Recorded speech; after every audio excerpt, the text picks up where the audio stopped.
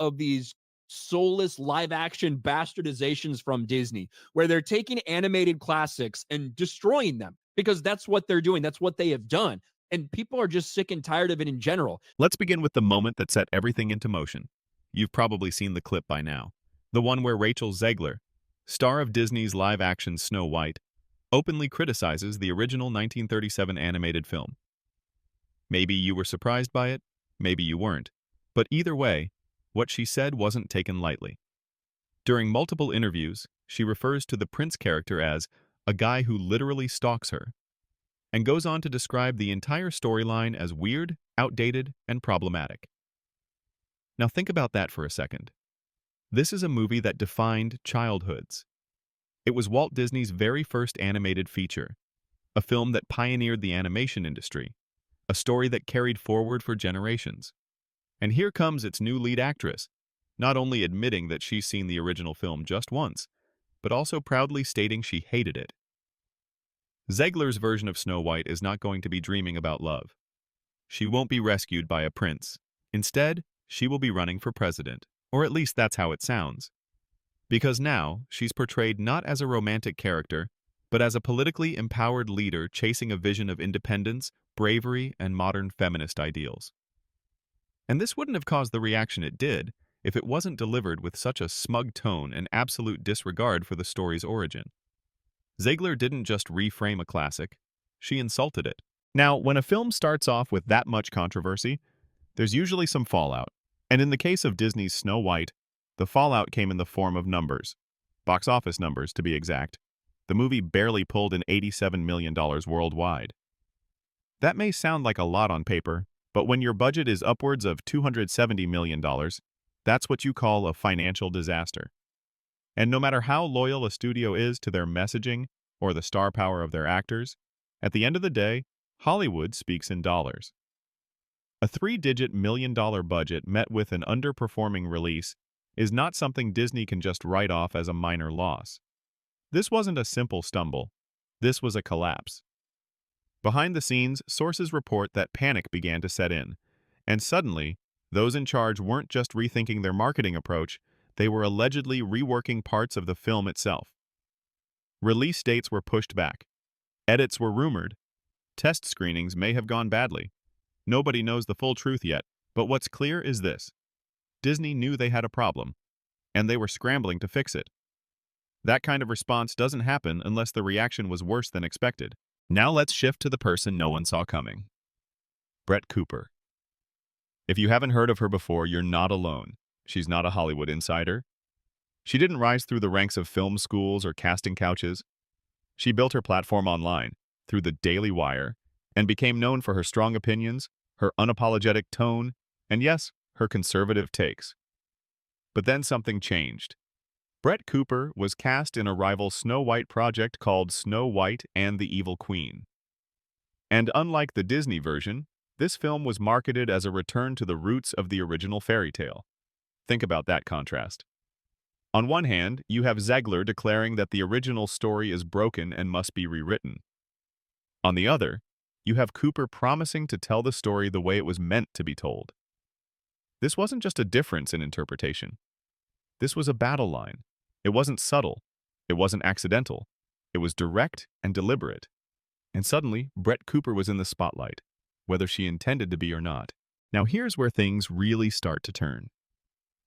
Viewers across platforms, Twitter, YouTube, TikTok, Reddit, started comparing the two actresses. And something interesting happened. People didn't just support Cooper because they liked her views. They supported her because they felt betrayed by Zegler. That's important. It wasn't just about politics, it was about tone. It was about attitude. It was about one actress mocking the legacy of a story that meant so much to so many people, while another actress embraced it. You have fans saying things like, Brett Cooper's version is the real Snow White. You have social media filled with posts declaring they're skipping the Disney film entirely just to wait for Cooper's version. And that's not a normal reaction. That's a statement, a protest, a deliberate turning away from something people once loved because they feel it's no longer theirs. That's how badly Disney misread the room. And that's how effectively Brett Cooper stepped into the void. Now, when you're an actor and your project bombs, there are two ways to handle it. You can accept the criticism, learn from it, and grow. Or you can deflect. And according to multiple sources, Ziegler chose the latter. Reports started circulating that she was growing bitter. Bitter about the comparisons, bitter that Cooper was being praised, and bitter that people were saying Cooper should have been cast in the role from the start. And maybe that's understandable. This was supposed to be Ziegler's big moment. She was supposed to be the next Disney princess. But now she's being talked about as the face of what went wrong. Instead of admiration, she's facing backlash. Instead of applause, she's dealing with criticism. And instead of moving on gracefully, she's allegedly letting that resentment boil over. Not toward the studio, not toward the critics, but toward Brett Cooper. This isn't just a story about two women cast in the same role. It's not even just about Disney versus the Daily Wire. What we're seeing here is something much bigger. This is about a cultural divide that's been growing for years, and now it's playing out through a fairy tale. Rachel Zegler represents a modern Hollywood ideology, one that believes stories must evolve to reflect current values. Cooper represents the opposite, the belief that some stories are timeless, that their values are already meaningful, and that not everything needs to be reinvented. This isn't a left versus right debate, it's a deeper tension. One side sees change as necessary, even mandatory. The other sees change as damaging. And whether you agree with one or the other, it's clear that Snow White has become the battleground where these two worldviews are clashing. The movie is no longer just a movie. It's a statement. Now, just as Brett Cooper was rising in popularity thanks to her portrayal of a traditional Snow White, things took a surprising turn behind the scenes. Out of nowhere, Cooper quietly announced her exit from the Daily Wire, the very company producing her film.